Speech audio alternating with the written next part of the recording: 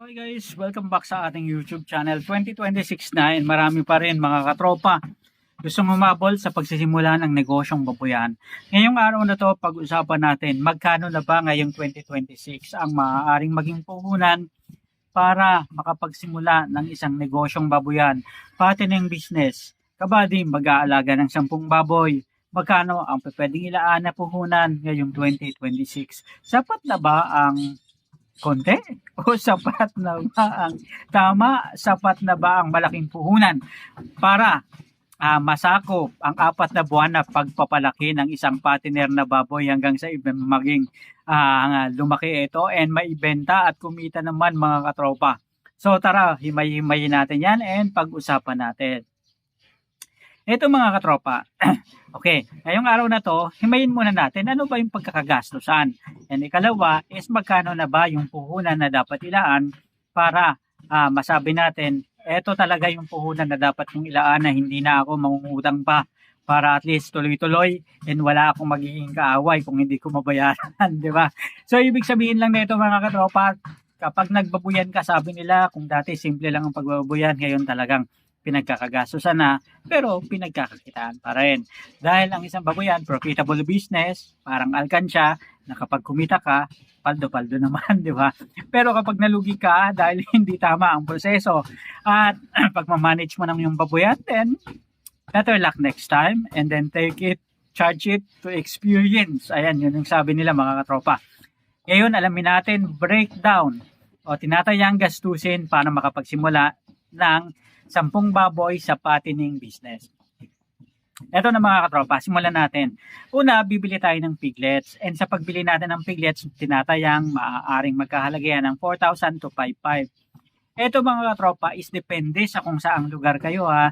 Minsan kasi may umaabot ng 6,500 to 7,000 and sabi nga nila, depende rin to sa una, lugar kung saan kayo naroon. Ikalawa, ang demand at supply sa lugar ninyo. Ikatlo, ang timbang ng baboy at ikaapat ang lahi ng baboy. So karaniwan ng mga katropa sa ibang mga lugar is 4,500 to 5,500. Yun yung normal na bentahan ng mga piglets sa ngayon.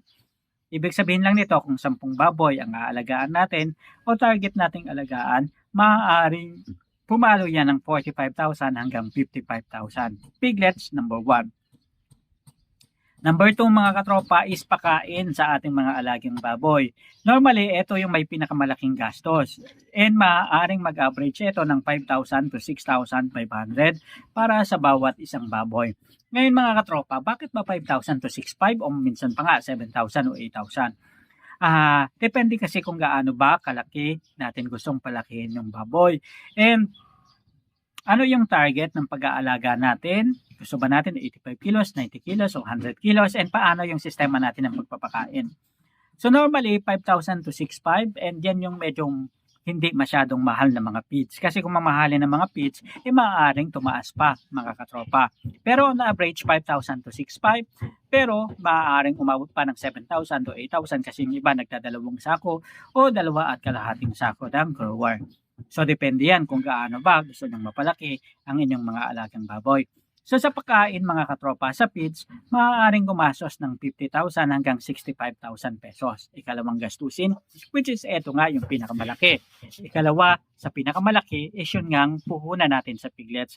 Ngayon kung may sarili kayong babuyan, dapat binibili nyo rin yung baboy, binabayaran nyo yung sarili nyong babuyan para at least masiguro na yung pag-compute natin ng tunay na gastos sa pagsisimula ng negosyong babuyan talagang totoo at tama at hindi natin nililibre yung mga katulad nito. Kasi sa pagninegosyo, kailangan bawat aspeto ng mga pinagkagastusan natin i-compute natin para matansya natin kung magkano talaga yung puhunan na inilaan natin and ma-realize natin at ma-compute natin ng tama yung kikitain natin sa bandang huli kapag nagbenta na tayo. Number 3, veterinaryo at gamot. Bakit veterinaryo at gamot? Importante kasi na meron tayong mga kaibigan, katropa ng mga veterinaryo and meron din tayong budget sa paggamot ng ating mga alaga. Kasi minsan yung iba na pumapasok sa negosyong ito wala pang mga sapat na kaalaman. And karaniwan na sa mga baboy is yung nagkakaroon ng sakit, kailangan i-deworm and kailangan turukan ng vitamins, which is vaccination importante mga katropa para maiwasan yung pagkakasakit ng ating alaga and magtuloy-tuloy yung kanilang paglaki. Maaari tayong mag-budget ng 3,000 to 5,000. Sabi nila masyado ng malaki to. Oo, masyadong malaki. Pero dapat kasi may contingency fund tayo. And dito na natin ilagay yung contingency fund natin para in case is may maduduko tayo na pera pambili in case of emergency. Kasi yung mga gamot naman ng baboy, minsan nagkakalaga ng 200, 300. So at least meron tayong reserva na pera. So 3,000 to 5,000 mga katropa. Ika-apat na gastusin is yung kuryente at tubig. So wag nating ililibre yung kuryente at tubig. Maaari tayong gumastos ng 2,000 to 4,000 o 1,000 average per month. So sa ganitong sistema kasi mga katropa, mas nakikita natin na ay ganun pala yung gastos sa pag-aalaga ng baboy. Siyempre gagamit ka ng tubig, may bayad. Gagamit ka ng kuryente, may bayad. Importante kasi na iniilawan rin natin yung ating mga alagang baboy. Dapat may ilaw yan sa gabi kasi mamaya prone sa nakaw-nakaw, diba? Mamaya pagising mo kinabukasan, wala ka na palang alagang baboy, diba? So, importante na pinapangalagaan natin yung security ng ating baboyan. And yung tubig, hindi yan dapat mawala. Kasi mangangamoy, babaho ang iyong baboyan and maaaring ireklamo ka mga katropa ng mga kapitbahay mo. And alalahanin natin na yung baboy, kailangan nila ng regular na rasyon ng tubig kasi kailangan nila ng katawan yan. Kailangan nila sa katawan nila yan. And number 5 is yung iba pang mga gastos. 2,000 for transportation. And yung sa pagbili-bili kasi ng mga feeds mga katropa, syempre ito transport mo yan. And yung mga pahakot-pahakot pa, lalong-lalo na kung sa gitna ng bukid o palayan, yung baboyan mo. So isama na natin dito yung kung may susobra, isama na natin dyan yung contingency na nilagay natin sa gamot. So sa ganitong sistema mga katropa, so matotal, ito talaga yung mga pinagkakagastusan ng mga magbababoy ngayon. Okay.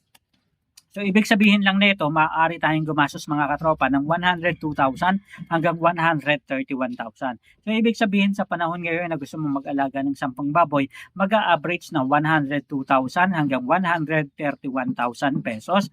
Yan na siguro yung sabihin natin, pinaka-safe na maaari nating gastusin sa pag-aalaga ng baboy. Ngayon, kung ang average ng pricing ng mga baboy ngayon is 210 per kilo and mapalaki mo ng tiga 100 kilos ang bawat isa na 10 baboy, meron kang 210,000. 210,000 minus 130,000 o ipagpalagay ng 102,000, ibig sabihin, maaari kang kumita ng mga 108,000 pinaka mababa and pinakamataas, and maaari ka ring kumita sa pagitan ng 110,000 and yung 131,000 minus 210 o 130, 40, 50, 60, 70, 80, 90, 100. Okay, 70,000. Mga average 70,000 to 110,000 para sa 10 alagang baboy kung mapalaki mo yan ng 100 kilos mga katropa in 4 months na pag-aalaga. So, yan yung kabuuan ng ating vlog ngayon and sana nakatulong yan dun sa mga may nais, may balak at pumasok sa mundo ng agribusiness, mundo ng pag-aalaga ng baboy. So, samahan nyo ako araw-araw, magkwentuhan tayo mga katropa dito lang sa Kabading Boko YouTube channel. Ayan, hanggang sa muli, maraming salamat, paalam.